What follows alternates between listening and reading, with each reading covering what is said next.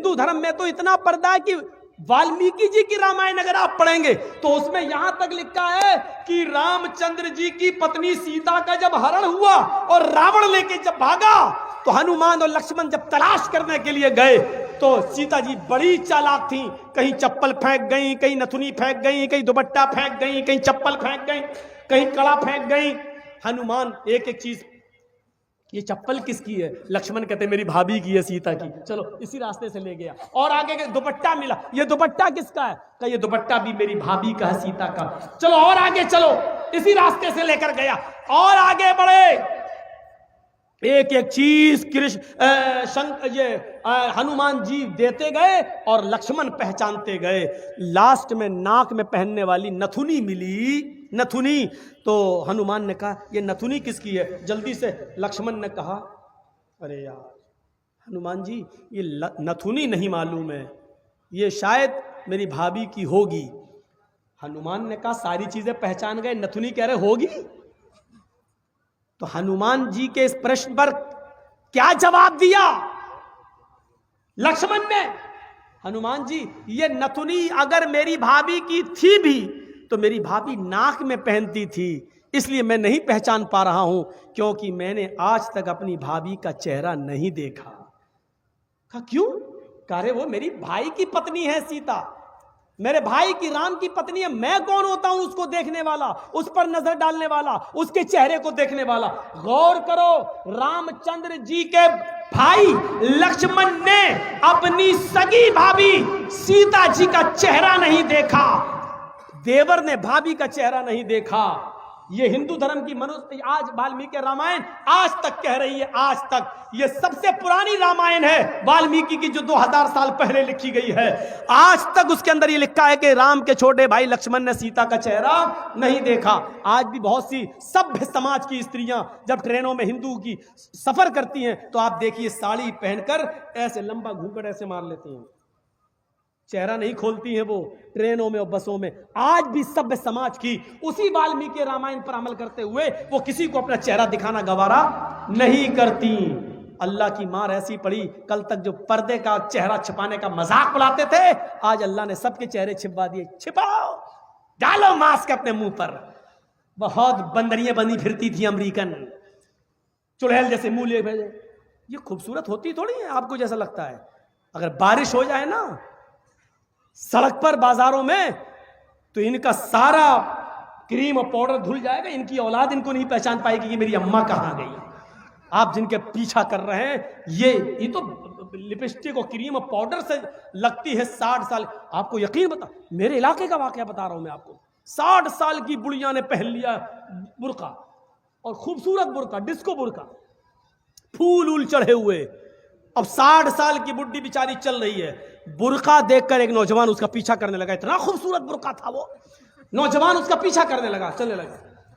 इसने पीछे मुड़ के देखा कोई लड़का मेरा पीछा कर रहा है, और लड़का ये समझा कि धीरे धीरे चल रही है, शायद मेरी वजह से लाइन दे रही है। वो अपने बुढ़ापे की वजह से धीरे धीरे चल रही थी, कमजोरी की वजह से। लड़का समझा लाइन दे रही है। थोड़ी देर के बाद जब ये आगे पहुंचा, लड़का और औरत, वो बुढ़िया समझ गई कि ये कमीना मेरे पीछा कर रहा है, तो उसने नकाब खोल दिया। खूबसूरत नकाब, बोल बूढ़े लगे, नकाब खोल के कहती बेटा मेरा पीछा क्यों कर रहा है, मैं तो तेरी अम्मा की उम्र की हूं। कब बखत 2 घंटे की मेरी मेहनत बेकार कर दी बुढ़ी ने, हमें क्या मालूम खोदा पहाड़ निकली चुईया। तो लड़के को भी गुस्सा आया, कहने लगा अरे अम्मा हम अपने लिए नहीं अपने अब्बा के लिए ढूंढ रहे थे। सोचा कुछ तो कह दूं इस बुढ़िया को, इस उम्र में तू इतना खूबसूरत बुर्का पहन के जा रही है, फूल सजे हुए। लड़का सोचने लगा जब बुर्का इतना खूबसूरत है तो बुर्के वाली कितनी खूबसूरत होगी, लगा उसका पीछा करते हैं। लक्ष्मण ने अपनी भाभी का चेहरा नहीं देखा। हर पढ़िए हदीस, अय अल्लाह के रसूल अराइतल हमवा या रसूल अल्लाह, अय अल्लाह के नबी देवर के बारे में आपका क्या ख्याल है? क्या मैं देवर से पर्दा करूं? एक ही घर में होते हैं, देवर और जेठ का आना जाना रहता है, हमारे अपने रिश्तेदारों का आना जाना रहता है। आए अल्लाह के नबी, क्या मैं देवर से भी पर्दा करूं? अल्लाह के नबी का जवाब ये था, हाँ दूसरों से पर्दे में कुछ कमी हो जाए तो चलेगा, दूसरों से पर्दे में कोई कमी हो जाए तो चलेगी, लेकिन देवर से पर्दे में कमी नहीं होनी चाहिए। अलहमुल मौत, देवर तो भाभी के लिए मौत है, देवर तो भाभी के लिए मौत है। जिस देवर से सबसे ज्यादा पर्दा है, आज हमारी औरतें, हमारी माँ बहनें देवर से ही सबसे ज्यादा खुली होती हैं। जो मजाक शौहर से भी नहीं करती वो देवर से कर लेती हैं। और एक हम हैं, भाभी को घर पहुंचा दो, अपने छोटे भाई को कह रहे हैं भाभी को घर पहुंचा दो। और ऐसे ही ससुराल में हमारा हाल है।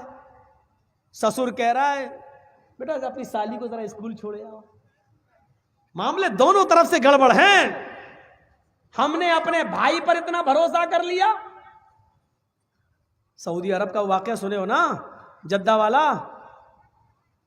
एक औरत बेचारी दर्द से कराह रही थी, दर्द से, और जद्दा के टैक्सी ड्राइवर बेचारा, उसको कोई कस्टमर नहीं मिला तो वो रुमाल मुंह पे डाल के लेटा हुआ था। जल्दी से औरत आई उसके पास, देखिए मुझे दर्द जे हो रहा है, बच्चे की पैदाइश की तकलीफ, जरा कोई करीब के हॉस्पिटल में लेके चलो, मुझे जल्दी से इलाज के लिए जाना है। ड्राइवर ने देखा, टैक्सी ड्राइवर ने, उसने कहा भाई औरत परेशान है, पेट बड़ा, उसने जल्दी से टैक्सी खोली, आओ बहन बैठो, उसने जल्दी से बिठाया और चल दिया। जद्दा के हॉस्पिटल में लेके पहुंचा और उसमें एंट्री होती है, तुम लेके आए हो? हाँ, लिख दिया। अब ये बैठा है कि जल्दी से वो चेकअप करा के आए तब हमें पैसा दे, जितना हुआ मेरे रियाल। उधर पता चला साहब उसको एडमिट कर लिया गया है, अभी वो 2-3 दिन रहेगी, आप उसके साथ आए हैं? इसने कहा जी। कहा ठीक है, उसको एडमिट कर लिया गया है। और उसने सोचा कि चलो अब हम चलें, 1-2 दिन के बाद आऊँगा, देख लूँगा अगर बच्चा अच्छा पैदा, अभी इतनी जल्दी छुट्टी थोड़ी हो जाएगी, डिलीवरी का मामला है, जब गुजरूंगा तब ले लूँगा पैसा। ऐसा वो चला गया। ये घर में जैसे ही लेटा, इशा के बाद सोया, फजर की नमाज जमात के साथ पढ़ने जाता था और फजर के बाद टैक्सी चलाता था। फजर की नमाज पढ़ के जैसे ही घर आया, इसकी बीवी ब्रेड और आमलेट बना के लाई, टेलीफोन की घंटी बजने लगी इसके घर पर, क्योंकि जब रजिस्टर पे जब इसने औरत को छोड़ा तो अपने घर का मोबाइल फोन और नंबर सब लिख दिया था। फोन फला बोल रहे हो जी? भोपाल के रहने वाले थे ये लोग, टैक्सी चलाते थे 20 साल से सऊदी अरब में, जद्दा में। अच्छा तुम या अपने घर पे आराम कर रहे हो? का क्या हुआ?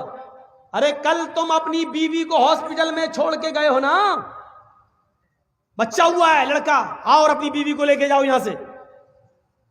कहता है डॉक्टर दिमाग तुम्हारा ठीक है? बीवी? अच्छा हुआ ये फोन मैंने उठाया, कहीं मेरी बीवी ने उठाया हुआ होता तो कयामत आज ही आ गई होती।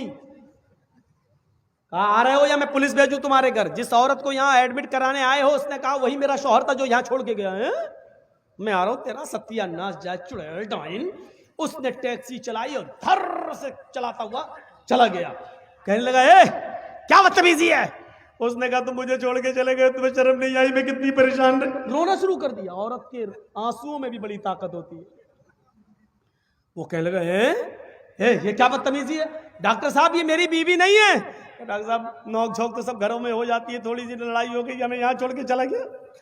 नहीं मैं ये बेटा अरे मेरा नहीं है, चलो अपने घर के झगड़े अपने घर में खत्म करो, चलो। उसने कहा ऐसा है चेकअप कर लो। चेकअप कहा डीएनए टेस्ट करे। ये लड़का आदमी तैयार, कहने लगा ठीक है मैं डीएनए टेस्ट करूंगा। मामला इतना बढ़ गया कि डीएनए टेस्ट की नौबत आ गई। जब इसका ब्लड निकाला जाने लगा और लड़के का ब्लड, तब औरत क्या कहती है? डॉक्टर साहब डीएनए टेस्ट कर लीजिए, लेकिन मशीन कभी कभी गलत रिपोर्ट भी दे देती है। अभी आदमी चिल्लाते हुए कहता चुप, गलत रिपोर्ट दे देती है। अभी पता चलता है 2 घंटे के बाद, 3 घंटे बाद जब रिपोर्ट आएगी, या 2 दिन 3 दिन के बाद, तब पता चलेगा। डॉक्टर साहब इसको यहीं रखिए, 2 दिन के बाद रिपोर्ट आएगी, मैं यहाँ हूं। 2 दिन के बाद गया, डॉक्टर साहब क्या आया? डॉक्टर साहब ने कहा बिल्कुल गलत, ये तुम्हारा बेटा है ही नहीं, जाओ। वो औरत पैर पे गिर गई। डॉक्टर साहब मैंने कहा था ना कि मशीन की रिपोर्ट कभी कभी गलत आ सकती है। आई, अल्लाह की कसम यही मेरा पति है, यही मेरा हस्बैंड है, यही मेरा आदमी है। डॉक्टर कहता है औरत नकले मत दिखा, चल ये तो इसका बेटा है ही नहीं, साफ साफ रिपोर्ट में आ गया ये बेटा किसी और का है, इसका नहीं है। वो कहने खूब रोई। डॉक्टर कहता मेरी बहन मैं तुम्हें कैसे बताऊं, इस आदमी की रिपोर्ट इतनी डेंजर है, इस आदमी की रिपोर्ट में तो ये आया है कि ये जिंदगी में कभी बाप बन ही नहीं सकता। तुम कह रही हो कि इसका बेटा ये तो बाप बनने के लायक नहीं है। अब इस आदमी का दिमाग खराब। क्या कह रहे हो डॉक्टर? कहा तुम बाप नहीं बन सकते हो भाई, सॉरी।